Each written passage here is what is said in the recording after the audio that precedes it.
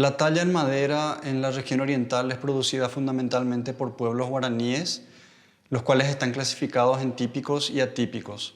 Los guaraníes típicos están conformados por los Abá, los Pai y los Ambuá y tienen una cultura basada fundamentalmente en prácticas agrícolas.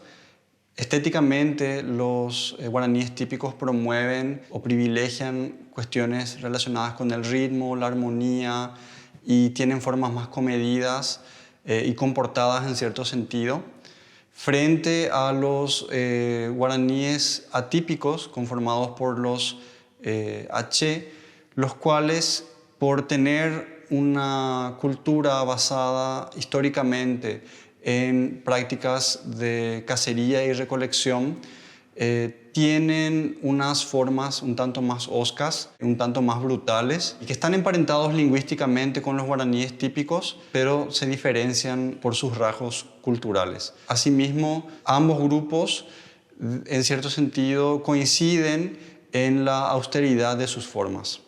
La talla en madera de los guaraníes se asienta fundamentalmente y procede del apucá, que sería la pieza fundamental de la talla en madera guaraní, y que se reproduce posteriormente también en otras formas, en formas zoomorfas, lúdicas, en tallas que están presentes en los altares religiosos, en juguetes, en instrumentos domésticos, en herramientas, en armas. El apucá posee unas funciones primordiales para la cultura guaraní.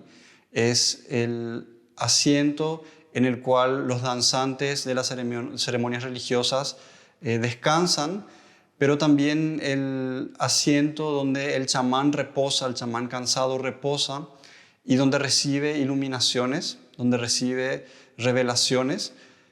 Es además para los Pai de suma importancia una vez que, cuando se realiza el ceremonial del Kunumi Pepú o el Mitakutu, que es un ritual de transición de los Pai Tahuiterá, los padres tallan unas banquetas, las cuales donan a sus hijos en transición y que recibirán también en el contexto de esta ceremonia la imposición del lebrete labial del tembetá, que se introduce en el labio inferior de los niños varones que pasan inmediatamente a ser adultos. El apucá tiene unas formas sucintas, unas formas sintéticas tradicionalmente, y de ahí proceden, digamos, muchas de las otras formas, de las otras tallas que producen los guaraníes. En algunos apucá se observa una transición entre esa forma más sucinta y comedida de las banquetas ceremoniales, y que es también de formas rigurosamente abstractas, hacia unas formas zoomorfas. Estas formas zoomorfas conducen, digamos, la práctica de la talla hacia la conformación de una producción escultórica que es mucho más libre y que no depende de las funciones ceremoniales o religiosas. Si bien ha existido una tradición de instalar pequeñas tallas ornitológicas en los altares guaraníes, la presencia de figuras antropomorfas en la talla guaraní es bastante inusual. Y este carácter inusual se observa en una característica bastante peculiar de las tallas antropomorfas guaraníes, que conducen a un contraste.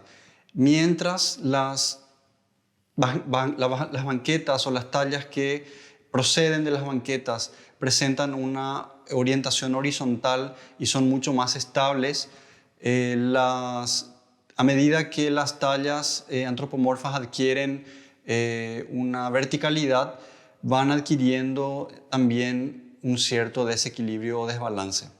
No obstante, ha existido una cierta práctica de chamanes guaraníes de instalar pequeñas tallas antropomorfas frente a sus casas.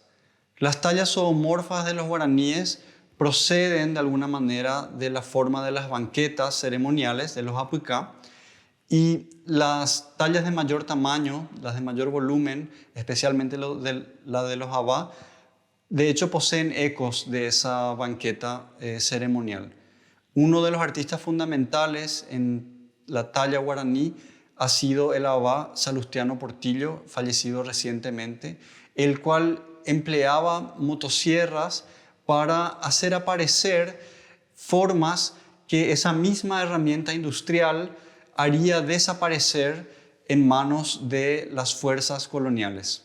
Salustiano Portillo también exploró las tensiones entre el apuicá tradicional y la silla colonial, sometiendo a esta última a la síntesis de las banquetas ceremoniales y presentándose también en las tallas de estas piezas con respaldo, esta misma tendencia según la cual a mayor verticalidad las piezas adquieren también cierto desequilibrio o cierto desbalance. La estética de los hachés se distancia del colorido y privilegia tonos crudos, cerdas de animales, cuero, dientes, hollín, cera de abeja conforman el horizonte cromático de los hachés. Las plumas, cuando aparecen, lo hacen apenas y quizás solo con funciones de aerodinámica en las sucintas flechas de los hachés. Las tallas haché de peces en madera pueden no estar asentadas en tradiciones, no obstante son bastante típicas hoy en día. Son tallas de peces, generalmente en madera de cedro, que están pirograbadas y que presentan en estas inscripciones formas que son ajenas al mundo ictícola, al mundo acuático. Ofrecen a veces escenas terrestres, de mamíferos, escenas aéreas de aves y conforman a partir de esta adposición de mundos distintos un paisaje bastante surrealista. Esta práctica artística es emergente y es impulsada en cierto sentido por intereses comerciales, porque es empleada como forma de intercambio. No obstante, se asienta también en una tradición de los hachés que está vinculada con el mundo de los animales, con la naturaleza y con la nomenclatura, que de hecho participa de sus propios nombres. La nomenclatura de los animales que son cazados y que son consumidos por las madres y que luego pasan a denominar a las propias personas humanas. Estas narraciones gráficas que presentan los pirograbados de los hachés sobre la superficie de los pescados tallados, en ocasiones cede lugar a otras formas, un tanto más geometrizantes, un tanto más abstractas, que de alguna manera son un eco o remiten a las formas de los tejidos, a las formas también zigzagueantes de las flechas. Pese a que los pescados son las tallas más populares entre los hachés, ellos también han realizado otras figuras zoomorfas con las mismas características, con las mismas inscripciones o pirograbados.